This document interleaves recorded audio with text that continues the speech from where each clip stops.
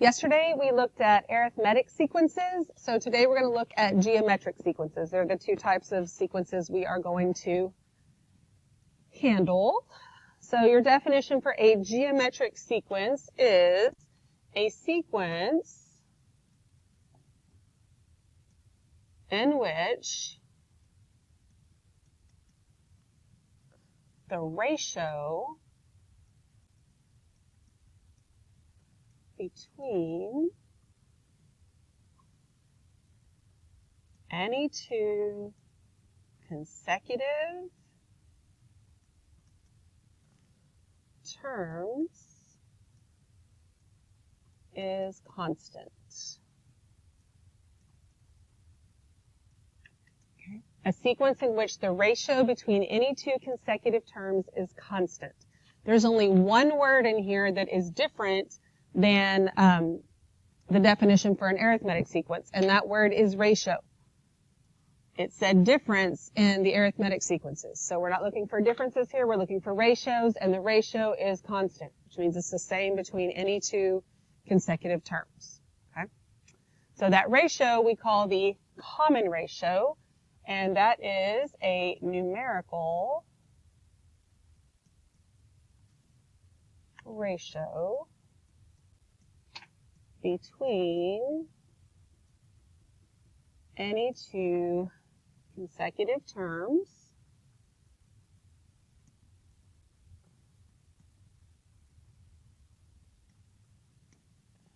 and the variable is R. Okay? So a numerical ratio between any two consecutive terms, and variables R for ratio. And again, we had to say numerical ratio because it's going to be a number like 5. It's not going to be like 5x or x plus 5 or something like that. Okay? We all good? So what does ratio most of the time mean in math? How do you make a ratio? A fraction. That's all it is. You're just dividing. Yeah? One thing over another.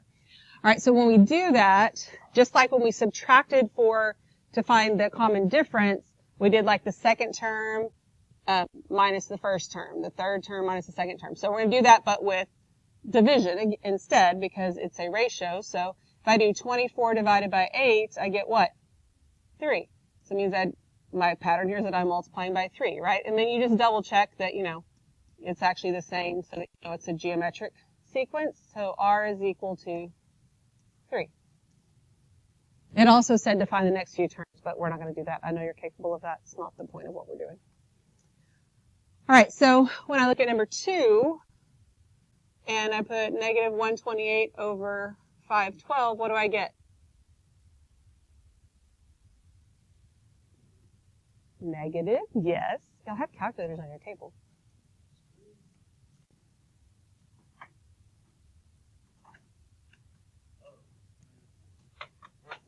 Negative 1/4, yeah.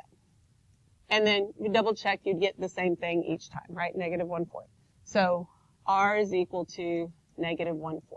So although you might describe what's happening in the sequence that you're dividing by 4 each time, it's really all about the multiplication of it. So you're actually multiplying by negative 1/4. So you have to change it all to a multiplication idea. Okay? Any questions? We're good?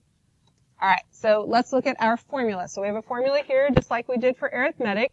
So the nth term of any geometric sequence is a sub n equals a sub 1 times r to the n minus 1 power, where a is still the first term, and r is the common ratio.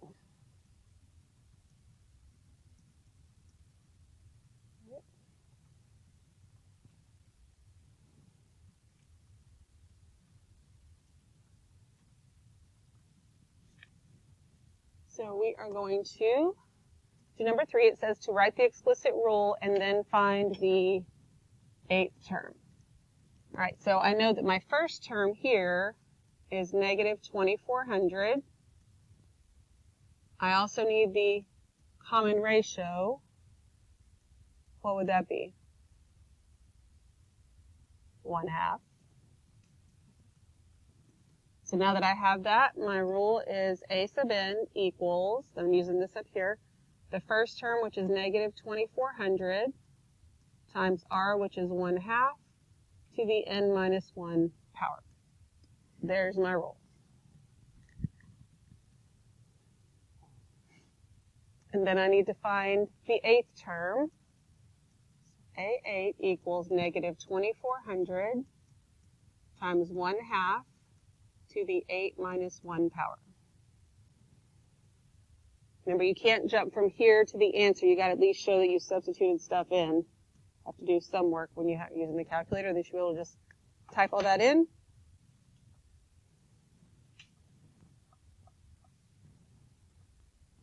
And what do we get? Negative 75/4.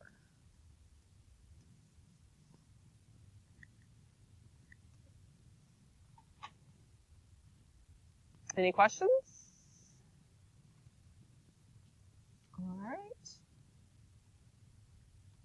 Well, let's look at number 4. I've got the first term is 7/36. Then what is r?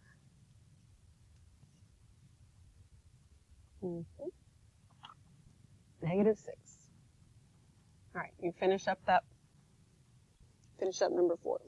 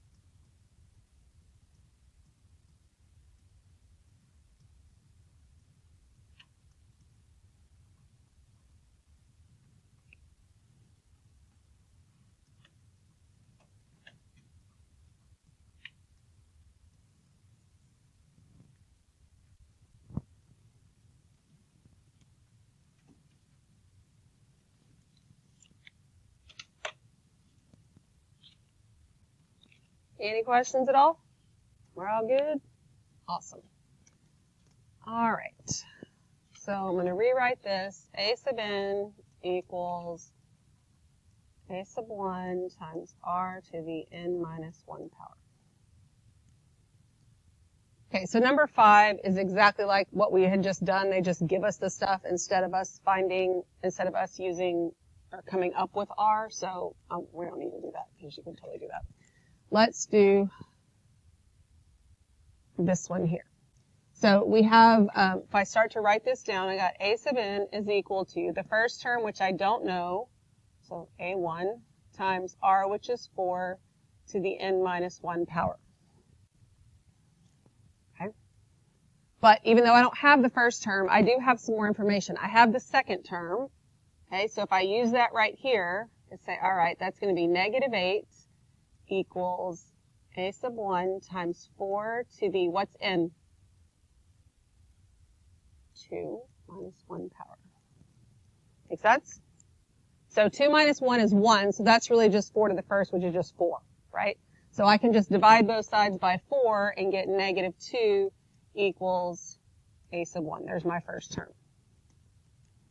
Now I can find the 10th term, because I can say a sub n is equal to the first term, let me do a sub 10. A sub 10 is equal to the first term, which is a negative 2, times r, which is 4, to the 10 minus 1 power.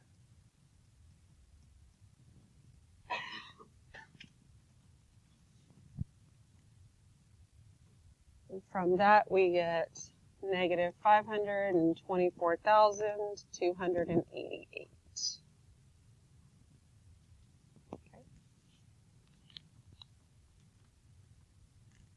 Any questions? Oh, yeah, probably. Except if it's not the second term, like let's say that was the 10th term, then it wouldn't be that easy. But yeah, on that one you could have. All right, so let's look at number 7. So here I have the 5th term, and I'm looking for the 11th term. So same kind of idea here. And So we'll do a sub n is equal to the first term, which I don't know, times r, which is 1/2, to the n minus 1 power. So we will do the fifth term here. So I have, actually write that down. The fifth term is 1/4. That's equal to the first term that I don't know times 1/2 to the, what's n? 5. 5 minus 1 power.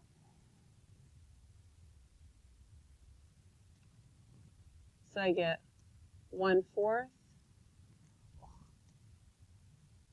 equals the first term. What's 1/2 to the 4th power? 1/64. Right? Oh, 1/16. I'm sorry. I was thinking ahead on a different one. It is 1/16, and that's what you said. So then I can divide and get that the first term is what? 4? Okay. So now that we have that, go ahead and find the 11th term.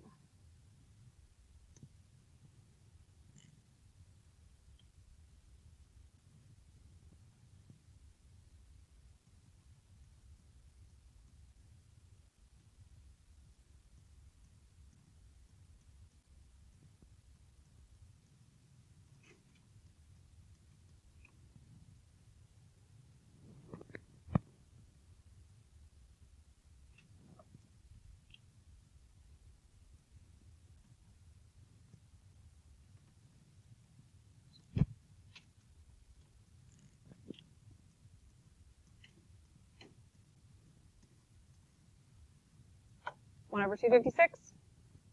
Okay, good. Any questions at all? All right, so we're going to skip number 8 because it's kind of more the same. We're going to look at number 9 because it's a little different.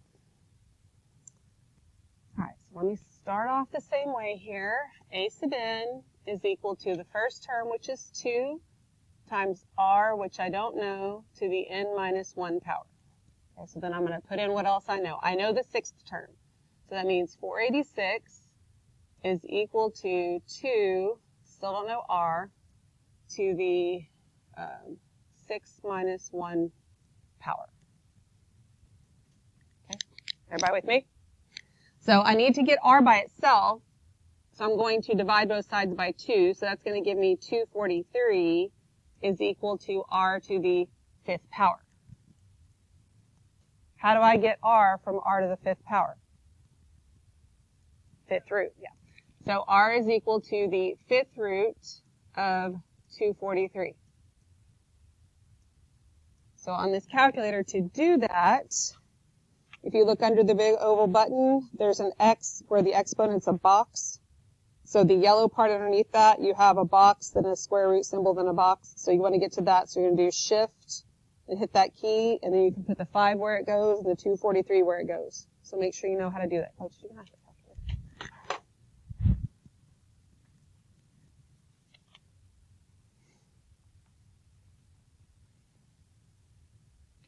And what do you get for r? 3. Okay, good. So r is 3. Then you can go ahead and find the 12th term.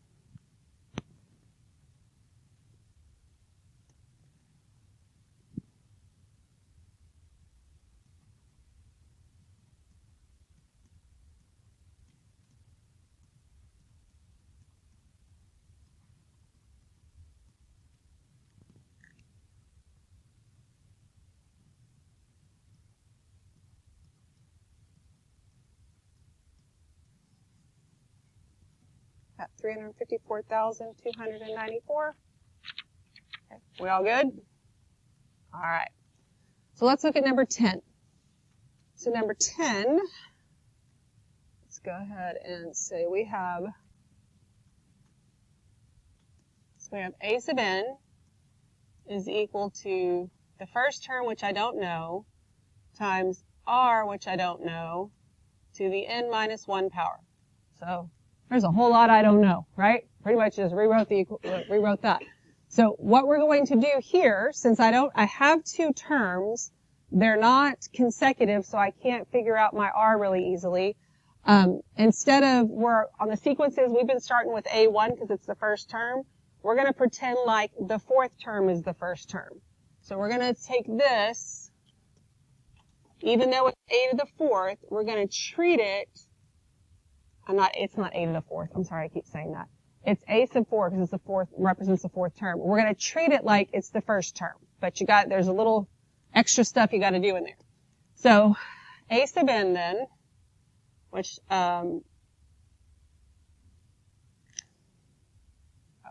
So a sub n, we'll use the seventh term, okay, is this one. So negative 75 over 128 equals what's supposed to be the first term. I'm going to use 75 over 2, right, times r to the n. So my n is 7. But instead of subtracting 1, I subtract that 1 because it's the first term. I'm not using the first term. I'm using the fourth term.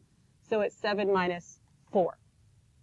So if you're going to use a term other than the first term, where it goes right here, whatever term number it is, it replaces that 1 also. Okay, does that make sense? Because we're basically just shifting down the sequence.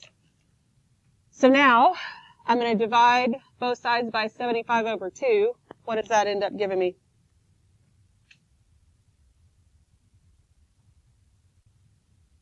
Negative sign. Yes, which is negative 1 over 64. Good, we did it without a calculator. Good job. So that's equal to r to the third power, because I did 7 minus 4. So how do I undo the third power? Cube root, right?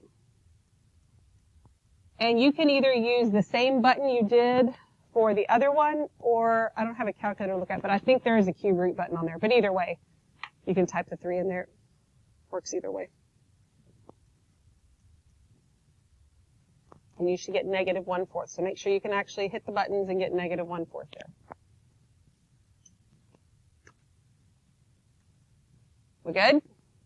So now that you have that, we're going to find the second term.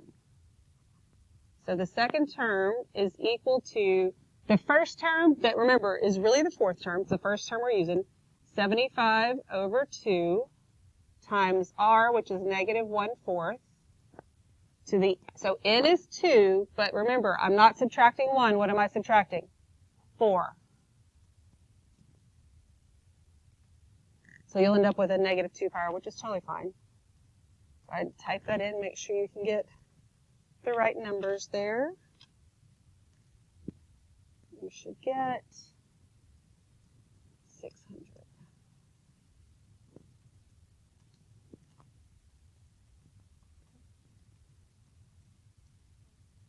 Any questions at all?